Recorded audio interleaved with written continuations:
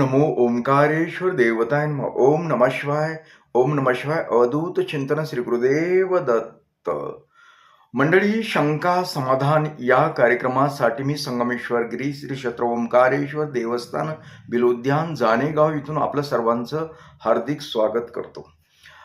मंडळी, आपल्याकडे असे बरेच वेगवेगळे प्रश्न आले आहेत की आपल्या हा गुरुपौर्णिमेनिमित्त म्हणजे गुरुदीक्षा, गुरुमंत्र वगैरे घेण्यासाठी काय करावं लागतं अथवा काय, बरेच असे वेगवेगळे प्रश्न केलेत. पण सध्या सगळ्याच प्रश्नाचं उत्तर मी देणार नाही तुम्हाला. मी सर्वप्रथम आता नवीन जी मंडळी आहे, नाव नोंदणी करायची त्याच्याबद्दल जे आहेत प्रश्न त्याबद्दलच बोलतो. तर बऱ्याच मंडळीने विचारलंय की आम्हाला गुरुमंत्र घ्यायचा आहे, आम्हाला दीक्षा घ्यायची आहे. आता काय, आपण ऑनलाईन दीक्षा जवळजवळ आता ही फक्त व्हिडिओद्वारे सांगण्याचं कारण म्हणजे जी ऑनलाईन आहेत लोक त्यांच्यासाठी बोलतोय मी फक्त. जे मला प्रत्यक्ष येऊन भेटतात, प्रत्यक्ष दीक्षा घेतात, ते वेगळं, त्यांचं वेगळं आहे. पण ऑनलाईनसाठी बोलतोय मी. आता कसं असतं, आपण ऑनलाईन सिस्टीम का काढली की लॉकडाऊनमध्ये बऱ्याच मंडळींना समजा प्रत्यक्ष येता येत नव्हतं वगैरे, काही अडचणी होता. आता येता येत असल्या तरी काही मंडळींना समजा वेळ नसतो, खूप दूरवर येतं आणि त्यांची इच्छा आहे की गुरुमंत्र घ्यावा. मग त्यांच्यासाठी एक सुविधा म्हणून आपण ही समजा पद्धत राबवतो. आता जवळजवळ 5-6 वर्ष झालं. दरवर्षी आपण दीक्षा देतो, गुरुमंत्र देतो. पण ऑनलाईन जरी घेतली असली तरी कधीतरी जेव्हा वेळ असतो, तुम्हाला सुट्टी असेल, तुम्हाला वेळ असेल, त्यावेळेस एकदा प्रत्यक्ष येऊन भेटणं गरजेचं असतं. आपण गुरुमंत्र घेतला आहे, दीक्षा घेतली आहे, प्रत्यक्ष गुरुकडे येणं गरजेचं असतं. नाही, 2 वर्षातून तरी, वर्षभरात नाही झालं तरी, एक कसं असतं, आता समजा ठीक आहे, आपण बोलतोय, समजा फोनवर बोलतो, मेसेजद्वारे चाललेलं असतं, हे चाललंय, पण कधीतरी येणं गरजेचं असतं. कारण हे जे नातं असतं, हे नातं प्रत्यक्षात बी असणं गरजेचं आहे ना. असं तुम्ही तिकडे, मी इकडे, आपलं चाललंय त्या ऑनलाईन लग्न लावल्यासारखं. नवरी इंडियात, नवरदेव तिकडं अमेरिकेत, लग्न ऑनलाईन लावायचं आणि तिकडंच राहायचं. त्यानं पैसा कमवाय गेलाय, इकडंच हिनं राहायचं, इकडंच वाट बघायची, दररोज व्हिडिओ कॉलवर बोलायचं. हे कसं असतं, प्रत्यक्ष समोर येणं कधीतरी, समजा वर्ष 2 वर्ष कवा तरी एकदा येणं गरजेचं आहे. आता खूप मंडळी, आता 5-6 वर्षात म्हणजे किती लोकांनी घेतले असतील, किती मंडळीने माझ्याकडून दीक्षा घेतली असतील. दरवर्षी 200 लोक सहजरित्या घेतात दरवर्षी. असं ऑनलाईनचं चाललंय. प्रत्यक्षचं वेगळे, ऑनलाईनचं बोलतो मी. बरेच मग काय, फक्त गुरुमंत्र घेणार, गुरुदीक्षा घेणार, फक्त त्या गुरुपौर्णिमेपुरतं झालं. पुन्हा संपर्क करायचा नाही. मी दररोज त्यांना समजा आपल्या शिष्य आहे म्हणून आम्ही त्यांना समजा मेसेज टाकणं गुरुमंत्राचा वगैरे असं करणं. मग ती करते का नाही, करतोय का नाही, काही माहीत होत नाही. काय अनुभव बी सांगत नाहीत, काही नाही. मग कसलं आहे हे? असं नाही चालत. मी हे का बोलतोय की जी नवीन घेणारी आहे ना मंडळी, नवीन घेणारी, त्यांच्यासाठी बोलतोय. कारण याचा पूर्ण विचार करा. कसं असतं, गुरुमंत्र घेतल्यानंतर नियमितपणे आपल्याला गुरुमंत्र पठण करावं लागतं. आपण गुरुमंत्र का करतोय, आपण एक भक्ती मार्गाला लागावं, धार्मिक व्हावं, या उद्देशानं करतोय आपल्याला. तर आपण नियमितपणे सकाळी समजा लवकर उठणं, पूजा करणं, एक 10-5 मिनिटाचाच वेळ द्यायचा आहे ना आपल्याला. आता गुरुमंत्र घेतलं म्हणजे तुमचे संस्कार चेंज झाले सगळे. कारण नियमितपणे शिवपूजा करावी लागते, उपवास एखादा तरी करावा, आठवड्यातून एखादा तरी धरावा, जर सगळेच नाही धरणं झाले तरी. आता त्याच्यात उपवास बी असतात, शिवरात्री असते, प्रदोष असतो, सोमवार असतो. हं? मग हे असे कुठला तरी एखादा उपवास तरी करायला गरजेचं असतं ना. बरं हे आपल्या फायद्यासाठीच असतं. मग असे असे नियम आहेत. मग हे नियम पाळणं होत असतील तर गुरुमंत्र घ्यायचा. हं? आणि नियमितपणे तुमच्याशी माझं कॉन्टॅक्ट होत असेल तर तुम्ही गुरुमंत्र घ्या. असे चिक्कार होते दरवर्षी घेतात. मग यंदा मी आता काय केलं, चाळणी लावली आहे. चाळणी लावण्याचा अर्थ कळतोय का तुम्हाला? चाळणी म्हणजे मी फक्त निवडक समजा चाळून चाळून खरंच काय ह्याच्यात घेतल्यानंतर हा करेल का व्यक्ती, करील का, हे बघणार आहे मी. त्याच्यासाठी आतापासून तुमची नावं मी घेतोय, तुमची जन्मतारीख, तुमचं संपूर्ण नाव, पत्ता, फोटो, ह्या गोष्टी तुम्ही पाठवणं गरजेचं असतं. बरेच जणांनी विचारलं की त्यासाठी काय करायचं सुरुवातीला नाव नोंदणी करण्यासाठी? तर नाव नोंदणी करण्यासाठी तुमचं संपूर्ण नाव, हं? तुम्ही कुठं राहता, तुमची जन्मतारीख काय आहे, हं? आणि तुमचं समजा काय काम करतात, म्हणजे तुमच्या कामाचं स्वरूप, त्याच्यावर आपल्याला काय तुम्हाला सांगायचं, काय करायचं हे कळतं ना मला. तुम्हाला समजा कशा पद्धतीने पूजा करावं लागेल, काय अडचण आहे का तुमची, हे पाहता येईल. यासाठी सर्व डिटेल लागतं आपल्याला. म्हणजे तुम्ही सर्व जर माहिती पाठवल्यानंतर आणि आम्हाला जर वाटलं की खरंच ही आपण गुरुमंत्र जर दिला यांना तर हा पुढे चालू शकतो, ही पुढे चालू शकते, तर आम्ही पुढचं प्रोसेस करणार आहात. आता बरेच जण साहित्याबद्दल विचारलंय, काय लागतं काय नाही. काय इथे काय लागत नाही. इकडे काही आपल्याकडे लागत नाही. इकडे फक्त गुरुदक्षिणा पाठवायची असते फक्त. कारण गुरु करायचं म्हणजे दक्षिणा लागतेच, नियम आहे तो. तर गुरुदक्षिणा पाठवायची असते. पण तुम्ही तिथे तुम्हाला कपडे असले पाहिजेत, नवीन कपडे, तेही पांढरे असले पाहिजेत. एक नवीन नसेल तर तुम्ही पांढरा रुमाल वगैरे, पुरुष असाल तर समजा गुंडाळ्याला नवीन टॉवेल वगैरे, स्त्री असेल तर नवीन साडी समजा पांढरीच असावी लागते. परंतु जर तुमच्याकडे नसेल तर फक्त लाल कलर सोडून जरा फिकट वगैरे दुसऱ्या कलरची असेल तरी चालते. अशा बरेच आहेत. पुन्हा आपल्या घरामध्ये शिवलिंग असणं गरजेचं आहे, नसेल तर आणून घेणं गरजेचं आहे.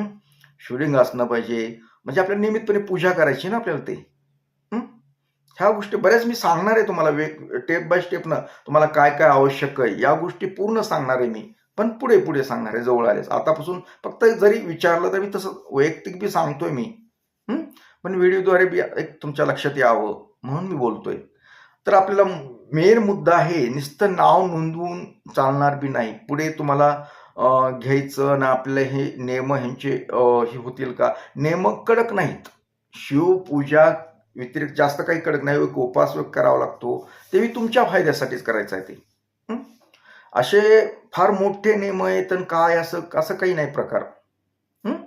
मांसाहाराचा बद्दल बी काही जणांना विचारलं तर मांसाहार शक्यतो नसू नयेच. कारण आपण देव धर्म करतोय त्यावेळेस मांसाहार करणं योग्य नाही ना. आपल्याला माळ सुद्धा आपल्या गळ्यामध्ये समजा रुद्राक्षाची माळ छोटी का होईना पण असणं गरजेचं. नसेल तर एखादा रुद्राक्ष असावा. कारण रुद्राक्ष असल्यानंतर म्हणजे काय, एक शिव दीक्षा घेतल्यानंतर रुद्राक्ष, कमीत कमी रुद्राक्ष असावा छोटा तरी आपल्या गळ्यामध्ये धारण करणं गरजेचं असतं. आणि छोटी माळ, समजा तुम्ही गुरुमंत्र घेतलाय, गुरुदीक्षा घेतली, तुमच्याकडे सोय असेल तर तुमचा पत्ता वगैरे का लागतो, तर समजा तुम्ही घेतले, तुमची दक्षिणा वगैरे आली तर आम्ही तुम्ही दक्षिणा पाठवणाऱ्या व्यक्तीला समजा माळेची व्यवस्था करतो. तिथपर्यंत जपमाळ लागते त्याला, जप करण्यासाठी. अशी पण सोय करतो. पण तुमची इच्छा कशी, तुम्ही करणार आहेत का पुढे, याच्यावर आधारित सगळ्या गोष्टी असतात. आम्हाला ज्यावेळेस वाटतं की हा नक्की करेल त्यावेळेस आम्ही पुरवठा करतो. विभूती असते, कमीत कमी बाहेर नाही लावली तरी पूजा करताना, ती शिवपूजा करताना विभूती लावणं गरजेचं असतं. लाज वाटते तुम्हाला पण पूजापुरते लावणं गरजेचं असतं. कारण विभूतीचे महत्व काय आहे ते नंतर बोलले दुसऱ्या ह्याच्यामध्ये, पण एक सांगाल तुम्हाला भस्म वगैरे अशा गोष्टी असतात.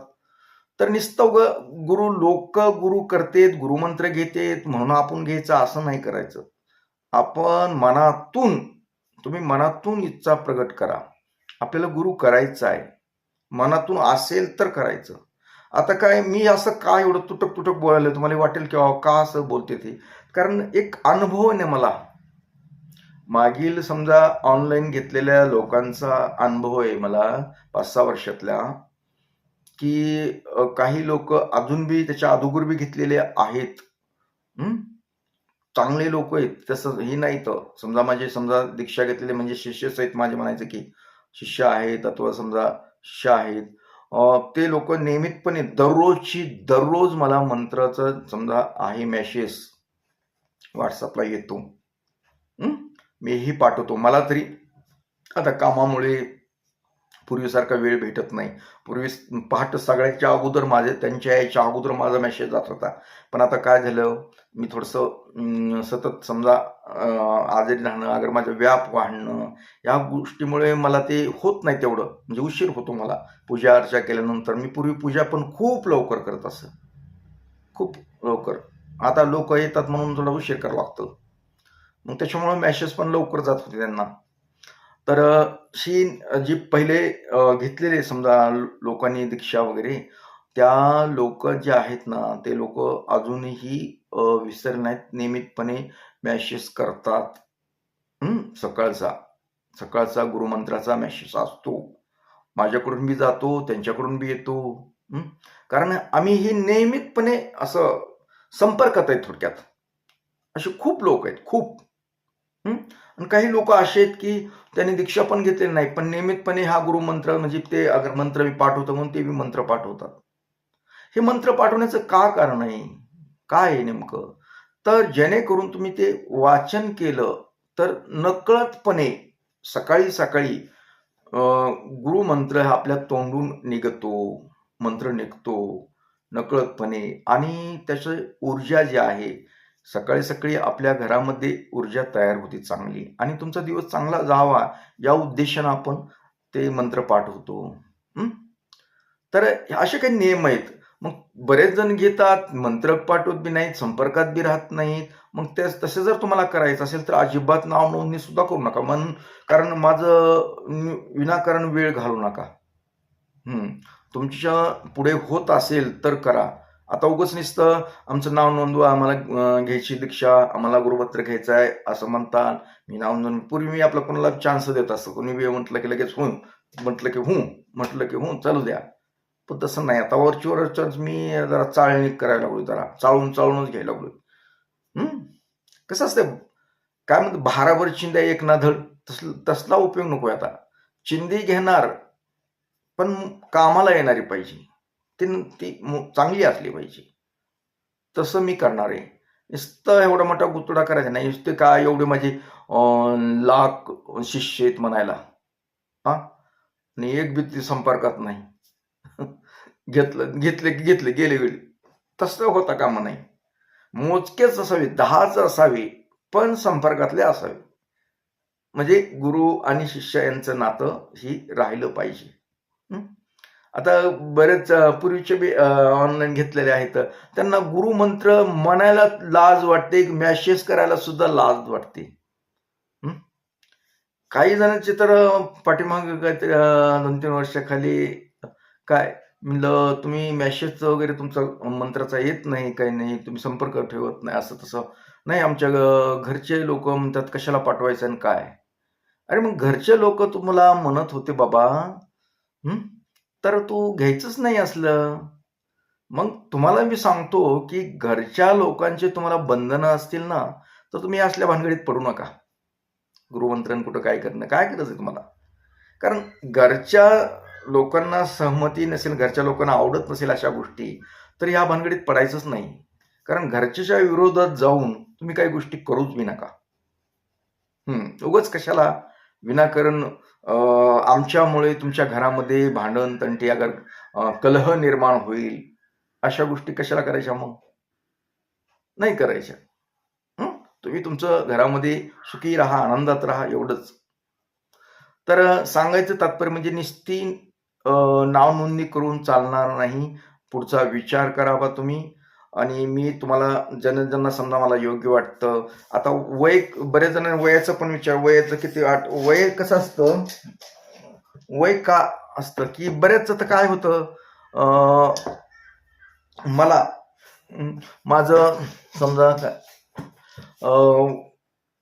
माझ्यापेक्षा खूप वडील आहेत लोक, म्हणजे वडील फार 20-25 वर्ष वयस्कर लोक आहेत. मग त्यांना काही गोष्टी समजा मोबाईल मधलं पण कळत नाही, पण गुरु करायचा असतो. काही वयस्कर आहेत, त्यांना ते झेपत बी नाही पूजा वगैरे, हे कळावं मला द्यायची का नाही ती कळेल. मग त्यांच्यासारखं सोपं काहीतरी करून देता येईल. त्यांनी जरी संपर्क नाही ठेवला, त्या मोबाईल मधलं नाही कळलं डोंबलं त्यांना, तरी कमीत कमी संपर्क एकदा समजा देऊन टाकले तर त्यांनी कधीतरी वर्ष 6 तरी एखाद्या संपर्क काय चाललंय गुरुचं, फोन तरी साधा फोन तरी करतील. हे कळण्यासाठी किंवा ही का करत नाही, हे वयस्कर आहे याच्याकडे फोनची तेवढं समजत नाही, असं समजेल ना मी. असं मी म्हणजे कळतं मला ते, कुणाला कसं काय करायचं काय नाही ते. तर असो, तुम्हाला आता थोडक्यात सांगितलं. आपल्याला अजून बऱ्याच गोष्टी सांगायच्या, तर दररोज थोडी कारण आता गुरु पौर्णिमा येईपर्यंत तुम्हाला जशी माहिती मला विचारतील तसं मी तुम्हाला सांगत राहणार आहे. आणि आपल्याला ज्यांना मला योग्य वाटते त्यांना मी ऑनलाईन गुरु दीक्षा, गुरु मंत्र देणार आहे.